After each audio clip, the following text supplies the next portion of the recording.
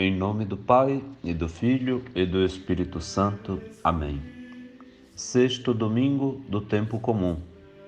Oremos. Ó Deus, que prometestes permanecer nos corações sinceros e retos, dai-nos por vossa graça viver de tal modo que possais habitar em nós. Por nosso Senhor Jesus Cristo, vosso Filho, na unidade do Espírito Santo. Amém. Proclamação do Evangelho de Jesus Cristo segundo Marcos, capítulo 1, versículos de 40 a 45. Naquele tempo, um leproso chegou perto de Jesus e, de joelhos, pediu: Se queres, tens o poder de curar-me. Jesus, cheio de compaixão, estendeu a mão, tocou nele e disse: Eu quero, fica curado. No mesmo instante, a lepra desapareceu e ele ficou curado. Então Jesus o mandou logo embora, falando com firmeza: Não contes nada disso a ninguém. Vai, mostra-te ao sacerdote e oferece pela tua purificação o que Moisés ordenou como prova para eles. Ele foi e começou a contar e a divulgar muito o fato. Por isso, Jesus não podia mais entrar publicamente numa cidade. Ficava fora, em lugares desertos, e de toda parte vinham procurá-lo. Palavra da salvação. Glória a vós, Senhor. Neste sexto domingo do tempo comum, está em evidência, seja na primeira leitura, como no Evangelho que ouvimos, um tema muito doloroso em Israel. É o da lepra. A lepra superava todas as medidas da possibilidade médica, clínica, terapêutica, e era algo que se bradava a Deus, se clamava a Deus para a libertação de uma pessoa deste mal, tal que era a sua dramática letalidade. Em condições muito mais precárias do que possamos imaginar, os leprosos eram excluídos de tudo, toda a convivência social, familiar, religiosa, pública. Os leprosos viviam totalmente excluídos da comunidade humana. Viviam na periferia das cidades, se alimentavam com os restos que eram colocados no lixão, no Sheol, se misturavam com este ambiente fétido e podre. Exato, era o inferno, era a total possessão de toda a força do mal sobre a pessoa. A lepra era a doença mais temida no Antigo Testamento e sem cura. Só Deus podia livrar uma pessoa da lepra. Quando isso ocorria, era talmente raro e tão grande era o milagre que a autoridade judaica no templo tinha que ser notificada. E ali, por força de lei, da lei mosaica, o curado oferecia um sacrifício, mostrava-se para que houvesse constatação que tipo de cura havia sido realizada, e oferecia um sacrifício em honra a Javé, que teve compaixão, usou de sua misericórdia e devolveu a saúde da pele, do corpo. E aquela pessoa, agora credenciada de novo, poderia voltar aos poucos à convivência da qual antes fora totalmente excluída. No Evangelho, então, temos este episódio de um homem que chega perto de Jesus com lepra. Era totalmente proibido que um leproso entrasse na cidade e se aproximasse das pessoas. Por isso eles eram considerados malditos também, pecadores, porque, antes de tudo, já deviam ter feito eles ou antepassados deles qualquer pecado de muito grande, porque para merecer aquele castigo só podiam ter feito algo que muito desagradou a Deus. Além disso, não deveriam se aproximar das pessoas, para que elas não fossem contagiadas, contaminadas. Mas este homem, de joelhos, em adoração a Deus, reconhecido na pessoa do seu filho Jesus, pede a Jesus algo que é cheio de confiança e de entrega. Se queres, tens o poder de curar-me. Este homem apela para dois institutos na pessoa de Jesus que são divinos: a sua vontade, se queres, e o seu poder. Tu tens o poder para curar-me.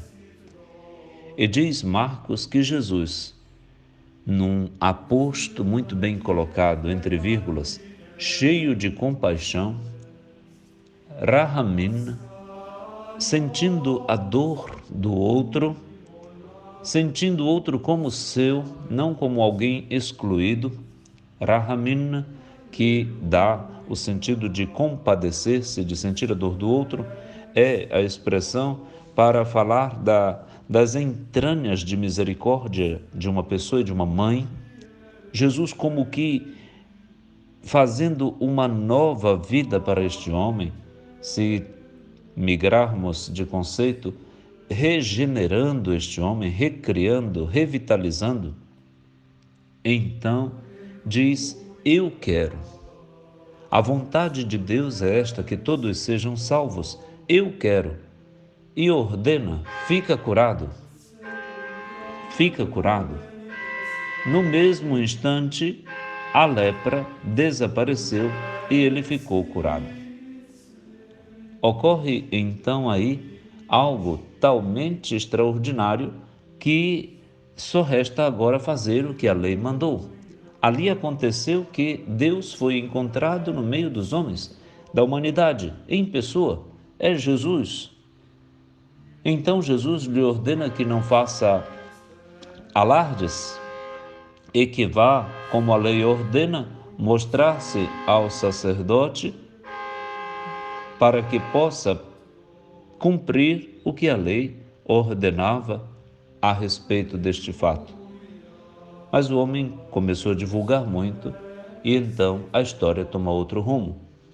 Jesus já não pode mais entrar na cidade ou em lugares públicos porque é assediado de todo lado ou é mal entendido. Duas coisas são muito importantes nesta página do Evangelho. A vontade aliada ao poder. Nós temos os dois institutos dados por Deus. Nós somos pessoas de vontade que são instrumento de salvação e de poder que Deus nos deu para execução da vontade. Quando a gente quer, a gente pode.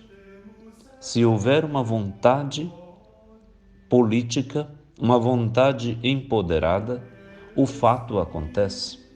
Vontade mais poder em Jesus promoveu a vida deste homem, através desta mudança radical e natural do milagre de a lepra ter desaparecido do seu corpo e a exclusão da sua vida.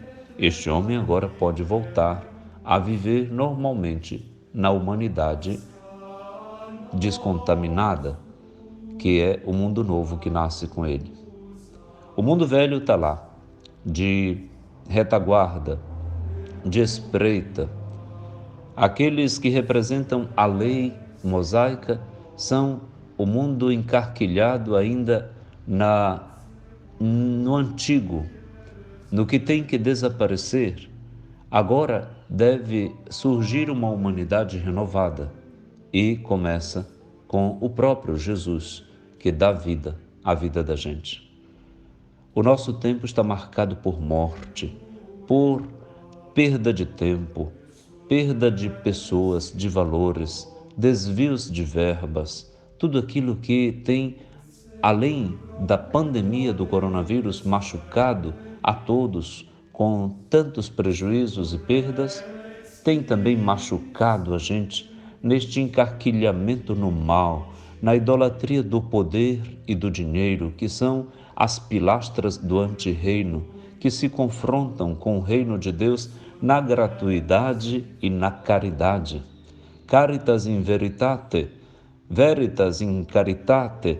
A caridade na verdade e a verdade na caridade é a fórmula que está faltando para a administração pública, para todos os procedimentos do serviço público, social, terapêutico e todas as manobras da economia pró-humanum e não pró-ego, não para si mesmo, para o meu grupo, para o meu partido. Nós, com este domingo, rezamos ao Senhor para que esta máquina e estas maquinações de exclusões tão antipáticas, que fazem sofrer a gente de uma forma tão errada, tão injusta, tão desumana, tão cruel, desapareçam, porque a lepra agora tem outro nome. A lepra tem a face da corrupção. A lepra agora se chama mentira. A lepra agora se chama contaminação de uma outra pandemia, a pandemia da insensibilidade, a pandemia do descaso, do desprezo pelo corpo humano, que Deus quer o tempo todo regenerar. Peçamos a Nosso Senhor que, com tanto desenvolvimento tecnológico, científico, nós possamos também nos desenvolver na gênese do nosso humano, que nós possamos voltar à barriga de Deus, que nós possamos voltar lá de onde viemos, para que o Senhor, com Rahamim, com compaixão, nos faça ressuscitar, limpos, purificados, curados, libertos e incluídos numa convivência que seja verdadeiramente humana e digna de Deus. Vem, Senhor Jesus, vem ensinar para as nossas autoridades a tua fórmula, aliando o teu poder misericordioso à tua vontade misericordiosa e caridosa. E então nosso povo, nosso mundo tem jeito e poderá ter vida plena na inclusão respeitosa e na completa promoção da vida e da dignidade humanas. A todos, feliz domingo e uma abençoada semana. Louvado seja Cristo, sempre seja louvado.